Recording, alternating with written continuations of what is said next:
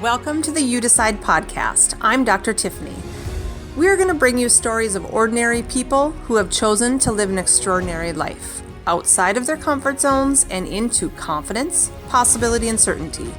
You are just one decision away from living your most aligned life, because let's get real, that's what we all want. Hello friends, we're back with Cal.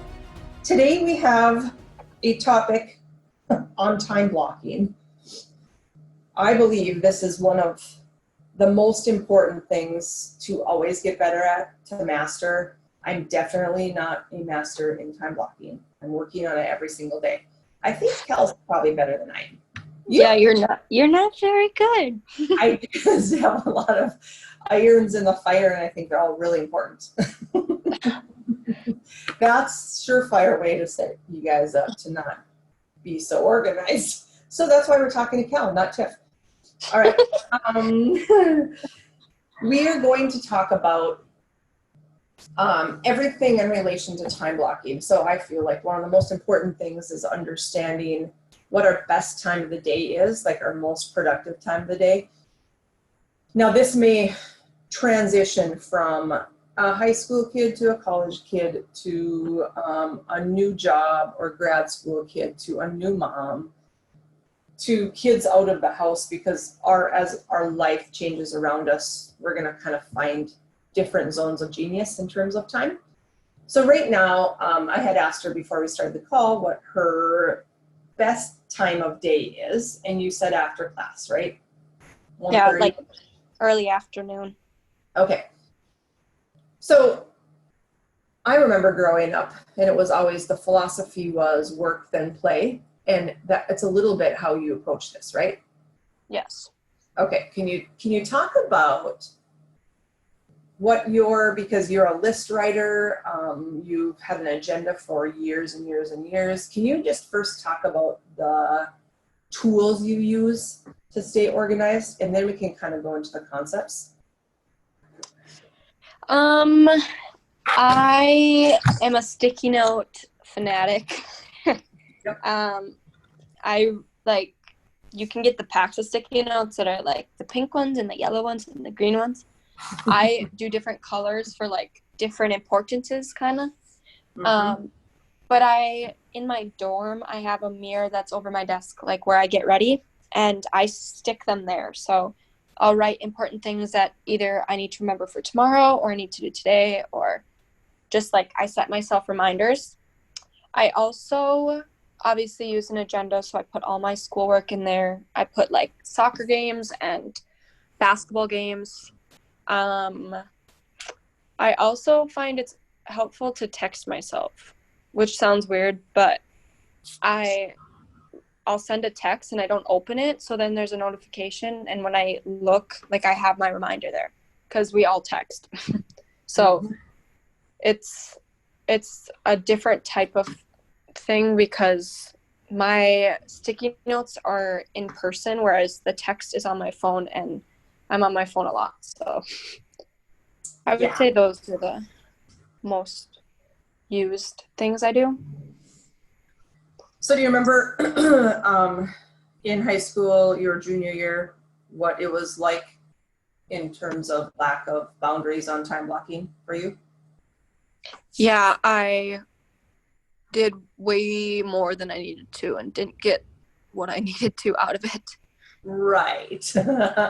And so then you're less of a perfectionist now.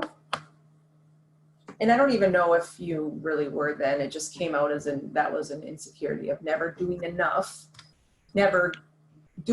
to be good enough, or to get the best grade, or to be the best in basketball or soccer, or whatever the case may be. That's just, I believe, an insecurity that you've really worked through.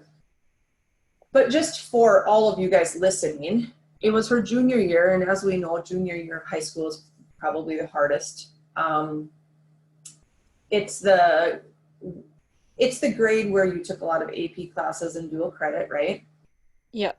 There's a lot of pressure to do that these days, right? Mm-hmm. Yeah. So that on top of normal class, on top of two sports that basically run all year, there was a lack of time to do homework after practice, correct? Right. How many hours on average were you spending on homework?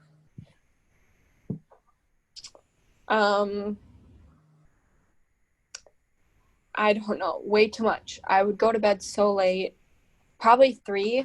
So after practice, I'd come home and do 3 hours, wouldn't you say? Yep. I'd say 3 to 4. You'd come That was home a night. per night. Yes. Yeah. You'd come home and eat and then shower, and then you would be studying the rest of the time.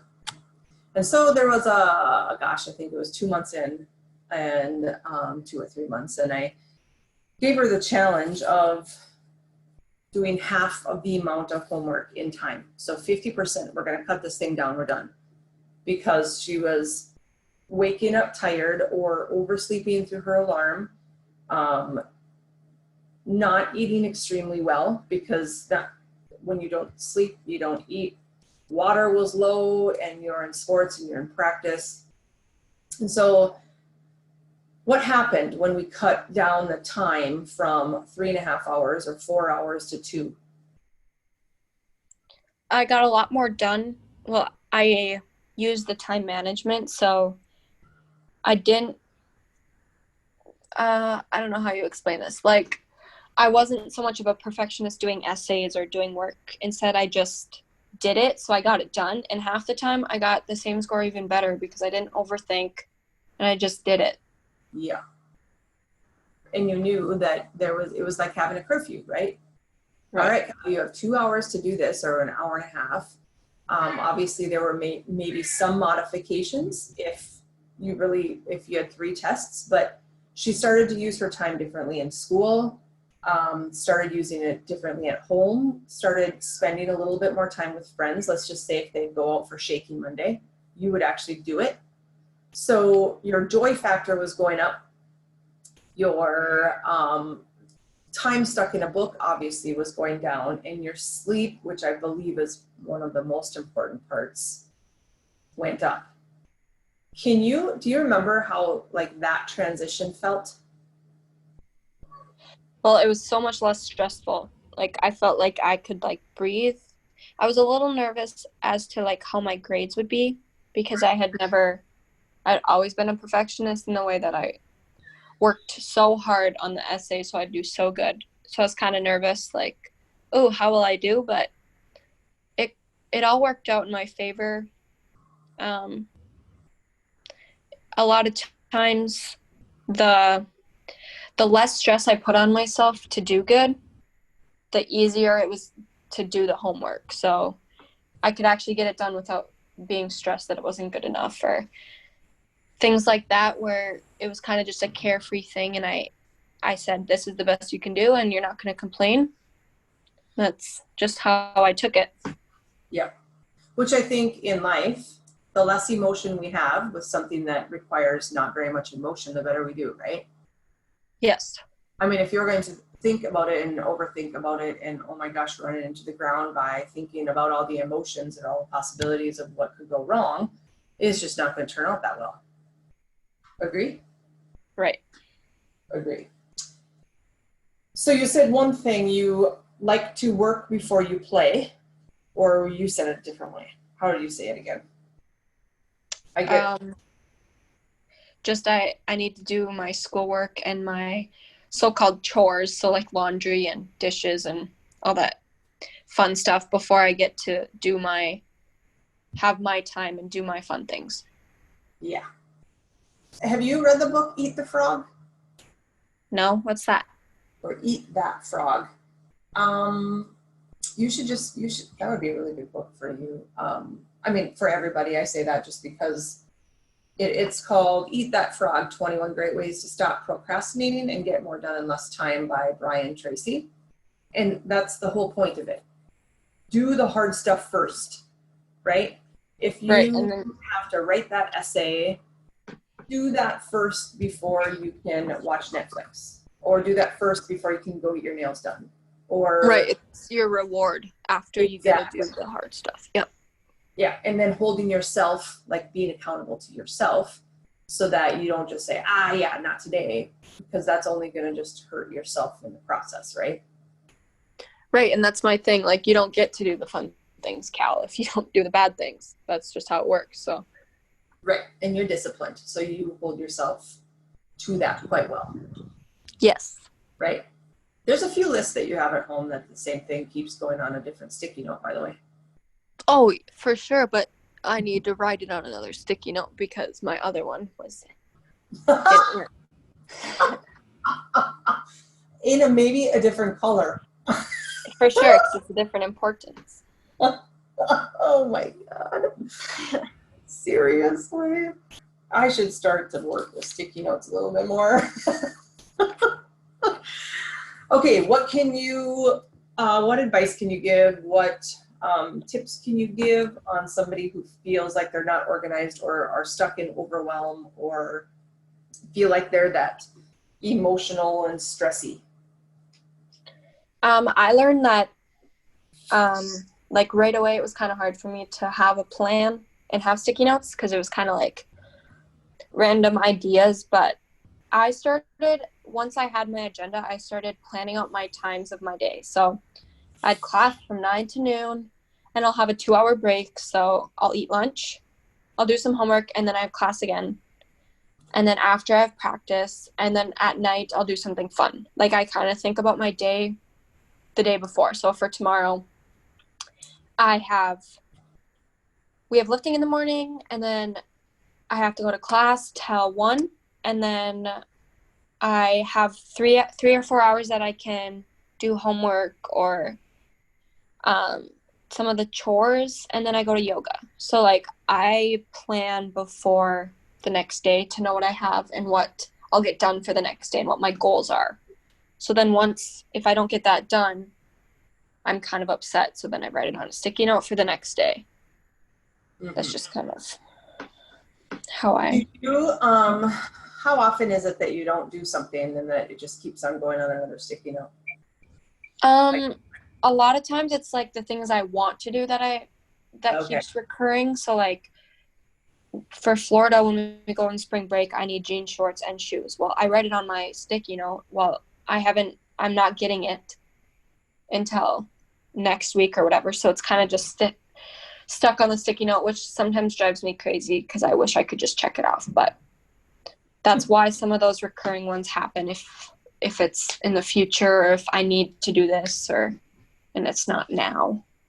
Do you have like this week list or like in your agenda, do you have an ideas list when you have those? Yeah. Okay. I write it at the top of what my like big things are that I need to get done. I love that because that is people that are brainstormers or visionaries or creative people like you.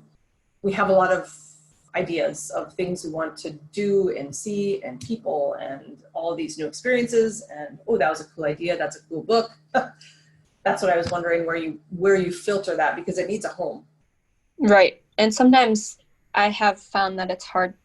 I do have so many ideas and it is sometimes hard to sort them or like it's not always possible to do these right now. So sometimes I just tuck it away like in my reminders on my phone or I write in a notepad or something because I know that if I keep thinking about it, it will stress me out if it's not something I can do soon. Do you have extra pieces of paper in the back of your agenda? No. Well, actually, I don't know. I've never checked, but I don't use it. Most of them do, if that is your ideas list, just because a lot of people who use an agenda, that is where everything is. So putting an ideas list in a notebook, sometimes we forget what notebook it is and then we get stressed out that we lost our ideas list. Just something to peek at. Or for people that run off paper agendas, some people do it online too. I have a paper and online because I can't just go off online, but I do have a note. And That'd be a great place to put it. So then every year when you get your new agenda, you just translate from those pages, and then what you still, either what you did already or accomplished or got, you know, whatever your list is, and whatever doesn't feel good, just, you don't need to transfer it to another year. Yep. It's a good idea. Yeah, good thing I could help you in one way. Okay, that's it for now. I will post that Eat That Frog link in the show notes if you do want to get that. Cal, I'll buy it for you if you want. Really? Will you Yeah. actually? Yeah. Yay! Yay. Bonus. Yay. And yeah, we would love to hear any tips that people have, because the more we can all get better together, the better it is. And the less we need to be stressed about what's coming, the better our health and our mindset will also be. So thanks, Cal, for your wise words from a 19-year-old doing better than lots of us trying to swirl in our own stuff. You have more things to take care of, though. Keep track of. Yeah, I know. But the skill is the most important part, right? Yeah. You will, I was better in chiropractic school also when I had agenda and I didn't really have anything else to do. So you will, the other thing that really helps you when you feel overwhelmed is just to talk it all out, or just to, I say, puke on paper, or put everything in your mind on a piece of paper and then figure out how to delineate that into your agenda. That's like, I guess, living with you when you get really stressed. That's one of the, like, whoa, I'm off base, Mom. Can I just say all this stuff out loud? So Yep. A lot of us need to do that. We just need to say things out loud. So it can help us find some solutions. So you're doing great, Yep. kiddo. Thank you. Okay, love you. Yeah, Love too. you. Thank you so much for listening and being willing to go all in.